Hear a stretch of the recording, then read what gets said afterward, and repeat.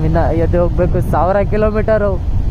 ಎಷ್ಟಿದೆ ಅಂದರೆ ಎಕ್ಸಾಕ್ಟಾಗಿ ಇವಾಗ ಇಲ್ಲಿಂದ 1055 ಕಿಲೋಮೀಟರು, 19 ಅವರ್ ಬೇಕು. ಎಷ್ಟೊತ್ತಾಗುತ್ತೋ ಗೊತ್ತಿಲ್ಲ. ಇನ್ನೂ ಊಟ ಬೇರೆ ಆಗಿಲ್ಲ, 4 ಗಂಟೆ ಆಗಿದೆ. 500+ ಹೋಗ್ತಿದ್ದೀವಿ, 500+ ಕಿಲೋಮೀಟರ್. ಅದು ಇವನು ಅಣ್ಣನ ಜೊತೆ, ಸ್ಪ್ಲೆಂಡರ್ ಜೊತೆ. ಆಲ್ಮೋಸ್ಟ್ ಇಲ್ಲಿಂದ ಅಯೋಧ್ಯೆ ಒಂದು ಎಷ್ಟಿದೆ, 450 ಕಿಲೋಮೀಟ್ರ್ ಇದೆ. ರಾತ್ರೋರಾತ್ರಿ ಮಧ್ಯಪ್ರದೇಶ ಪಾರಾಗಿ ಹೋಗ್ತಿದ್ದೀವಲ್ಲೋ. ಎಲ್ಲರಿಗೂ ಗುಡ್ ಮಾರ್ನಿಂಗ್. ಇದು ನಮ್ಮ 3ನೇ ದಿನ ಜರ್ನಿ. ನಿನ್ನೆ ರಾತ್ರಿ ನಾಂದೇಡ್ ಅಂತ ಒಂದು ಊರು ಬರುತ್ತೆ. ಲತ್ತೂರಿಂದ ಒಂದು 140 ಕಿಲೋಮೀಟರ್ ಆಗುತ್ತೆ.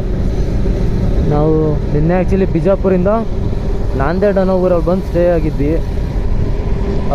ಹಳೆ ವಿಡಿಯೋ ನೋಡ್ದಂಗೆ ಒಂದು ಕ್ಯಾಂಟೀನ್ ಹತ್ರ ಒಬ್ಬರು ಅಂಕಲ್ ಹೇಳ್ತಾರೆ ಏನಂದರೆ, ನಾಂದೇಡ್ ಅನ್ನೋ ಊರಲ್ಲಿ ಗುರುದ್ವಾರ ಇದೆ, ಅಲ್ಲಿ ಹೋಗಿ ಹೋಮ್ ಸ್ಟೇ ಎಲ್ಲ ಸಿಗುತ್ತೆ, ರೂಮ್ಸ್ ಎಲ್ಲ ಇರುತ್ತೆ, ಕಮ್ಮಿ ರೇಟಲ್ಲಿ ಇರುತ್ತೆ, ಹೋಗಿ ಅಂತ ಹೇಳಿದ್ರು. ನಾವು ಆ್ಯಕ್ಚುಲಿ ನಿನ್ನೆ ನೈಟೇ ಹೋಗೋ ಪ್ಲ್ಯಾನಲ್ಲಿತ್ತು. ನೈಟು ಪೂರ್ತಿ ಮಧ್ಯಪ್ರದೇಶ ರೀಚ್ ಆಗೋಣ ಅಂತ ಇದ್ವಿ. ಬಟ್ ಸುಮ್ಮನೆ ರೆಸ್ಟ್ ಬೇರೆ ಆಗಿರಲಿಲ್ಲಲ್ಲ, ಸೊ ಅದಕ್ಕೆ ನಾಂದೇಡ್ ಅನ್ನೋ ಊರಲ್ಲಿ ರೂಮ್ ಮಾಡ್ಕೊಂಡಿದ್ವಿ. ಇವಾಗ 6:30 ಎದ್ದು ಟೋಟಲ್ ಊರು ದಾಟೋಷ್ಟೊತ್ತಿಗೆ 8 ಗಂಟೆ. ಇವಾಗ 8 ಗಂಟೆ ಬರೀ ಒಂದೇ ಥರ ಹೈವೇ ಗುರು, ಏನೂ ಚೇಂಜಸ್ ಇಲ್ಲ. ಬೋರ್ ಹೊಡಿತಿದೆ. ಮತ್ತು ನಿನ್ನೆ ನೈಟು ಓಡಿಸಿದ್ರೆ ಇನ್ನೂ ಬೋರ್ ಆಗಿರೋದು ನಮಗೆ. ಅದಕ್ಕೋಸ್ಕರ ನಿನ್ನೆ ರೆಸ್ಟ್ ಮಾಡ್ಕೊಂಡ್ವಿ, ಆರಾಮಾಗಿ ಹೋಗೋಣ ಅಂತ. ಇವತ್ತಿದೆಯಲ್ಲ, ಇವತ್ತು ನೈಟ್ ತನಕನೂ ಗಾಡಿ ಓಡಿಸ್ತೀವಿ. ಮಧ್ಯಪ್ರದೇಶದಿಂದ ಉತ್ತರ ಪ್ರದೇಶ ಹತ್ತಿರ ರೀಚ್ ಆಗೋ ಪ್ಲ್ಯಾನಿಂಗಲ್ಲಿ ಇದ್ದೀವಿ. ಬನ್ನಿ ತೋರಿಸ್ತೀನಿ ಎಲ್ಲೆಲ್ಲಿ ಹೋಗ್ತೀವಿ, ಏನು ಮಾಡ್ತೀವಿ ಅಂತ ಎಲ್ಲ. ಎಂಜಾಯ್.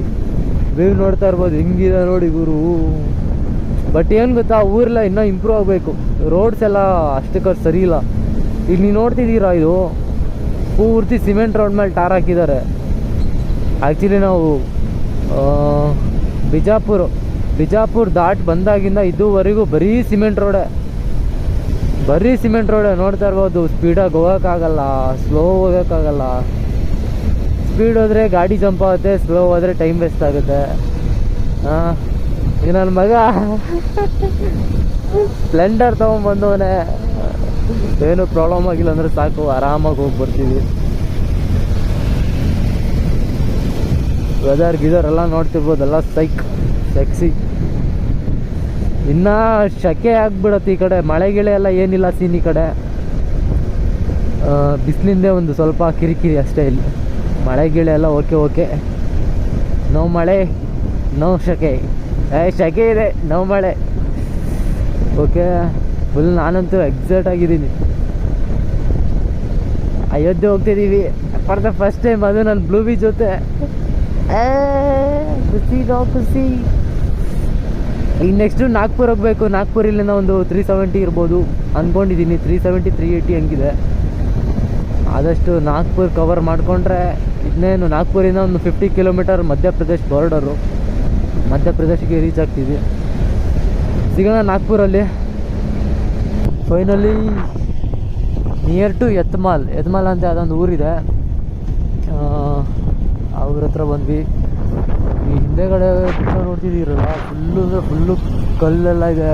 ಕಲ್ಲಿನ ಗುಡ್ಡ ನಮ್ಮ ದೊಡ್ಡದಾಗಿ ಕೊರೆದು ರೋಡ್ ಮಾಡೋರು. ಯಪ್ಪ, ಇಲ್ಲಿಂದೆಲ್ಲ ವಿಲೇಜಸ್ ನೋಡಿದರೆ ಓ ದೇವ್ರೆ, ಏನೂ ಇಂಪ್ರೂವ್ಮೆಂಟ್ಸ್ ಇಲ್ಲ ಇಲ್ಲಿ. ಓಹೋ ಅಣ್ಣ, ಹುಷಾರಣ್ಣ.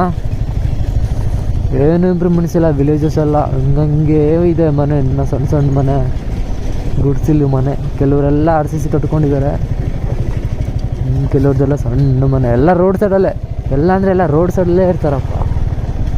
ರೋಡಿಂದ ಒಂಚೂರು ಒಳಗಡೆ ಗ್ಯಾಪ್ ಇಲ್ಲ, ಏನಿಲ್ಲ. ನೆಕ್ಸ್ಟ್ ವಿಲೇಜ್ ಬಂದಾಗ ತೋರಿಸ್ತೀನಿ ಯಾವ ಥರ ಇದೆ ಅಂತ.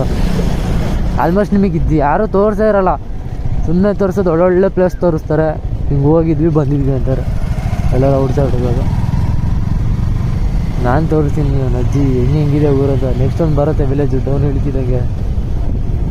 ಇವನು ಅಣ್ಣ ನ್ಯೂಟ್ರಲ್ ಹೊಡ್ಕೊಂಡು ಹೋಗೋನು ಇಲ್ಲಿಂದ ಅಲ್ಲಿಗೆ, ಈ ಡೌನಲ್ಲಿ. ಆಯ್ತಾ ನ್ಯೂಟ್ರಲ್ ಆಯ್ತಾ? ಬಾ ಬಾ ಬಾ ಬಾ. ಕ್ಲಚ್ ಹಿಡಿದ್ರೆ ಕ್ಲಚ್ ಪ್ಲೇಟ್ ಹೋಗುತ್ತಾ? ಕ್ಲಚ್ ಹಿಡಿದು ಹೈ ಸ್ಪೀಡಲ್ಲಿ ಕ್ಲಚ್ ಬಿಟ್ಟರೆ ಕ್ಲಚ್ ಪ್ಲೇಟ್ ಹೋಗುತ್ತೆ ಅಂತ ಕೇಳಿದ್ದೆ. ಡೌನ್ ಹಿಲ್ಲಲ್ಲಿ ಕ್ಲಚ್ ಹಿಡಿದ್ರೆ ಕ್ಲಚ್ ಹೋಗೋದಾ? ಏನಾರಾಗಲಿ ಬನ್ನಿ ಹೋಗೋಣ. ನಾವಿನ್ನ ಎದ್ದು ಹೋಗ್ಬೇಕು 1000 ಕಿಲೋಮೀಟರು. ಎಷ್ಟಿದೆ ಅಂದರೆ ಎಕ್ಸಾಕ್ಟಾಗಿ ಇವಾಗ ಇಲ್ಲಿಂದ 1055 ಕಿಲೋಮೀಟರು. ಎಷ್ಟು ಹೇಳಿ 1055, 19 ಅವರ್ ಬೇಕು. 19 ಅವರ್ 19 ನಿಮಿಷ.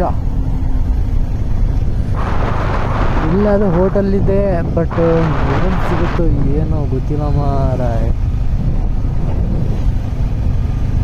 ನಾಷ್ಟ ನಾಷ್ಟ ನಾಷ್ಟ ಅಂತ ಕೇಳ್ಕೊಂಡು ಹೋಗ್ಬೇಕು. ಊರು ಸಿಕ್ಕಿದಾಗಲೇ ನಿಲ್ಲಿಸ್ಬೇಕು. ಇವಾಗ ನೆಕ್ಸ್ಟು ಯಾವ್ದಾರು ತಿಂಡಿ ತಿನ್ನೋಕಂತ ನಿಲ್ಲಿಸ್ತೀವಲ್ಲ. ಅಯ್ಯೋ ತಿಂಡಿ ಬೇಕು. ಬಾರಲೇ.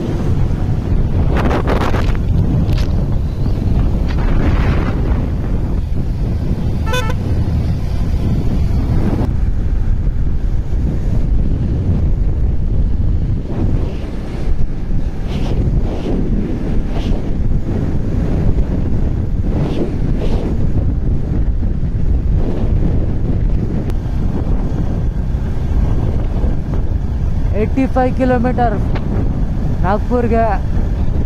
ಇದ್ಯಾವುದೋ ಪಬ್ಜಿ ಬ್ರಿಡ್ಜ್ ಬಂದಂಗೆ ಬಂದಿದೆ.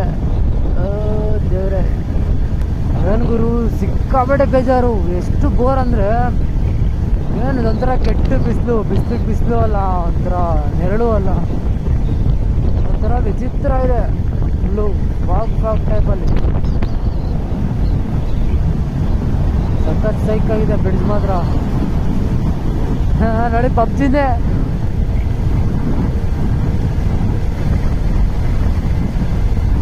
ಚೆನ್ನಾಗಿದೆ ಮಾತ್ರ. ಈ ಕಡೆ ಪಕ್ಕದಲ್ಲೂ ಕಟ್ಟಿದ್ದಾರೆ. ಇಲ್ಲೊಂದಿದೆ.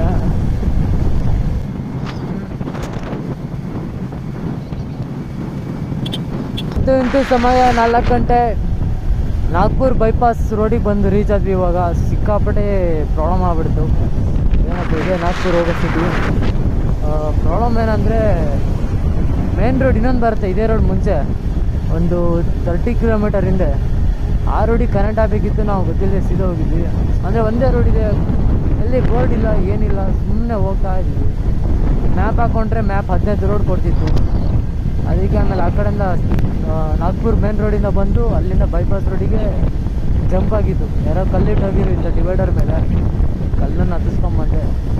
ಇವಾಗ ನಾಗ್ಪುರಿಂದ ಸೀದಾ ಸಿಯೋನಿ ಮಧ್ಯಪ್ರದೇಶಕ್ಕೆ ಎಂಟ್ರಿ ಕೊಡಬೇಕು.